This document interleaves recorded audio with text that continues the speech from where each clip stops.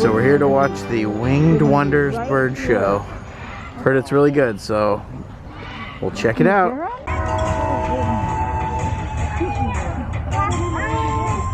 see the bird? Right there.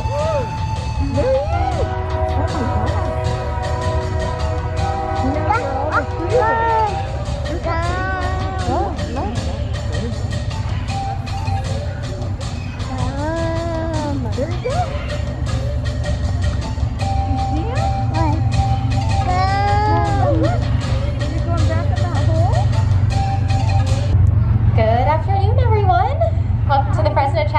And the Winged Wonders Bird Show. My name's Elena. I'll be presenting to you today some really amazing birds from all over the world.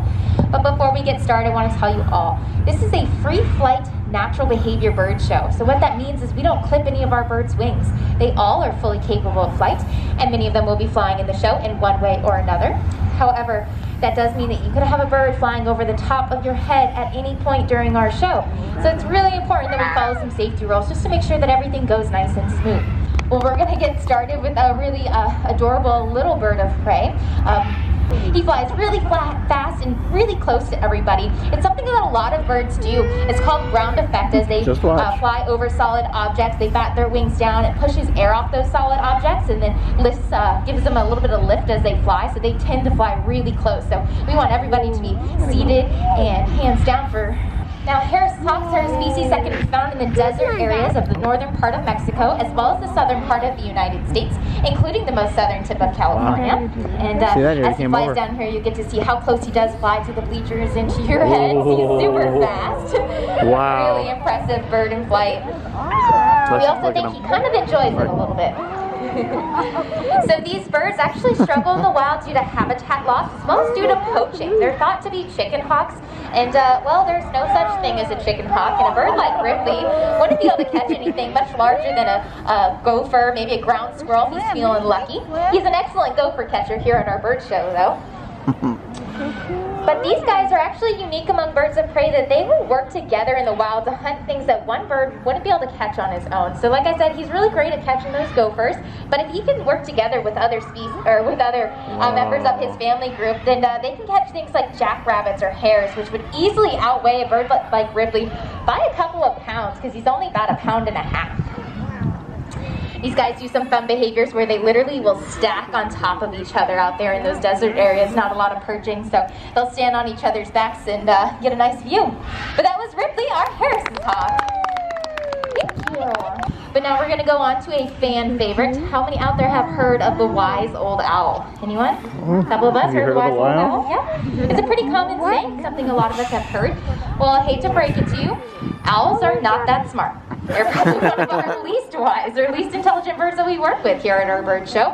But they don't have to be smart because their main job out there in the wild is that rodent control. And they have some special adaptations that make them really incredible hunters. So they have those really big eyes, which kind of fills their brain cavity, but allows them to see really well in daylight, moonlight, starlight. They have excellent hearing. Some species can hear a mouse squeak from up to 1/4 mile away. They have really big, strong feet for grabbing onto prey items and holding on tight and not letting go. And they have the ability of nearly silent flight. And that comes from the uniquely softened edges to their feathers that filters the air as they fly. And that is what we're going to demonstrate for you guys here. Okay. In just a moment, we're going to be bringing out our Eurasian eagle owl. Her name is Hillary. She's going to fly around over your heads, and you guys can listen to how silently she flies. You ready? Look. Wow. Almost completely silent. Again, she's a Eurasian eagle owl that can be found throughout Europe and Asia, one of the largest, most powerful species of owls out there. She looks really similar to the great horned owl we have here locally, but she's almost twice as large. Did you see her? Although underneath all those fluffy feathers, she only weighs about 5 pounds. All the way down here, Hill, nice silent flight down here. Sit down, sit down, sit down. Right here you go. Ooh, super stealthy. So a bird her size can eat about 3,000 mice or rats in a single year. Like I said, they're really important for that rodent control out there. All those feathers help her to stay nice and camouflaged in the trees, and then they'll use that silent flight to swoop down and pounce on their prey items. You did a great job, Hillary. You are all done. Yeah, they're giving you a round of applause. There we go. Thank you. Again, that was Hillary, our Eurasian eagle owl. Okay, well, we are going to move on now to a scavenger species. Now, this one's also really fun. He likes to fly really close to you guys as well, so those safety rules are important. We'll make sure we get everybody seated for him. The scavenger that we are going to bring out next is a black vulture, and his name is Beetlejuice. Anyone out there know the Beetlejuice character? Yeah, a few of us. Well, that character had long, crazy white hair on top of his head, and when our vulture was a chick, he had long, crazy white feathers on top of his head. So it reminded the keepers of the time of that character Beetlejuice. Excuse me. And just like his namesake, we like to summon him out in a very similar manner. So I'm going to join you in the audience. I'm going to count to 3, and then I'm going to say the name Beetlejuice 3 times. And if you would like to join me, it will hopefully just work that much better. Are we ready? Ready. Okay. 1, 2, 3. Beetlejuice. Beetlejuice. Beetlejuice. It worked. So you'll notice he no longer has those long wispy white feathers on top of his head, but instead has that classic nearly bald-headed neck that we associate with vultures. And that's really important because his main diet out in the wild is carrion, just a polite word for dead animals. And that nearly bald-headed neck allows him to reach his head all the way into the carcass and eat out all those yummy bits without getting his head feathers too gross. It also allows the sun to penetrate all the way down to his skin and kill off any bacteria that might grow there. But he has good bacteria on his face and in his gut that allows him to digest some pretty incredible things like bubonic plague or anthrax even. So we really value having our vultures in the wild to help reduce that spread of disease to us. Wow. Nice flying, Sit down. So out of the 22 species of vultures, about 16 are threatened all the way up to critically endangered. Black vultures are doing okay, and you did fantastic, Beetlejuice. Excellent job. Yay. That was really cool, huh? Okay, well, flying Beetlejuice and Ripley and Hillary around has left my hands covered in some gross stuff. And now that we are all done with those meat-eating birds, we're going to bring out one more little scavenger, an excellent stagehand.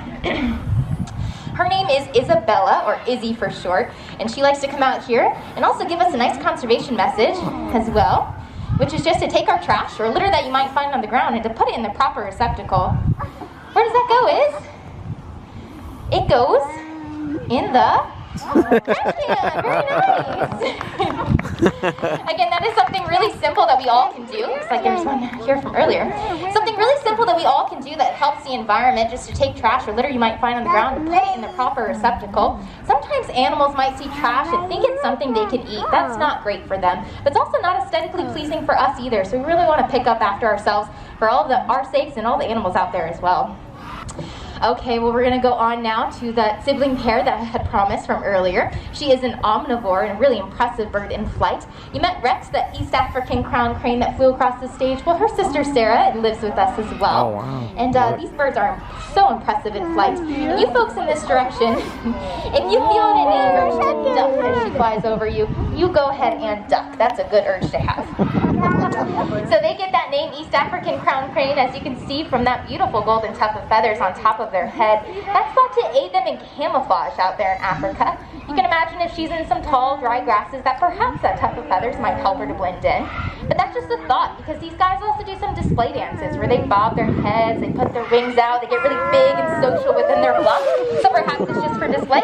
We're not entirely sure. Excellent ducking.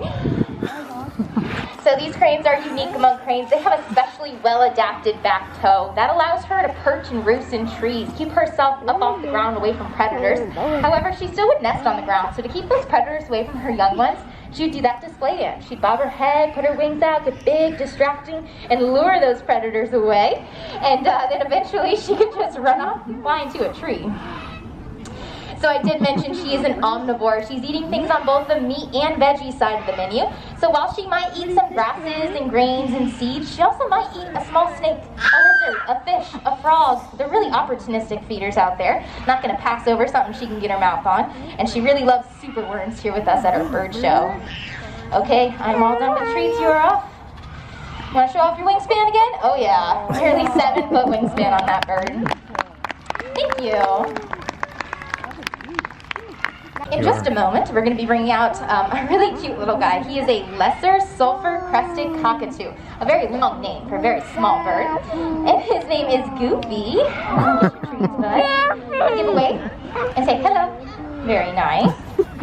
So Goofy is going to help me teach you guys a little bit about palm oil, which is one of those resources you can find in those tropical rainforests. Now, palm oil is something you guys probably use every day. It's in your food, it's in your cosmetics, it's in your cleaning supplies. It's really prevalent in our everyday lives, but it also goes by many names, so we're not entirely sure about the products that it's in. And about 85% of the global palm oil supply comes from the rainforests of Malaysia and Indonesia, where birds like Goofy are from. What? I know, 85%? That's a really large amount that comes from his homeland, and that causes deforestation, habitat loss, and resource loss for all kinds of animals out there. Not just birds, but other animals that you know and love. Yeah. Animals like orangs and tigers and rhinos, they're all being affected by this palm oil out there. What do you think, Goofy? Is there something else we can use instead? No? Can you do that no again for us? No, there's not. The other things being soybean oil and sunflower oil actually can't be harvested at a better rate than palm oil, so that is our best option. Does that make you want to scream? Yeah, it does.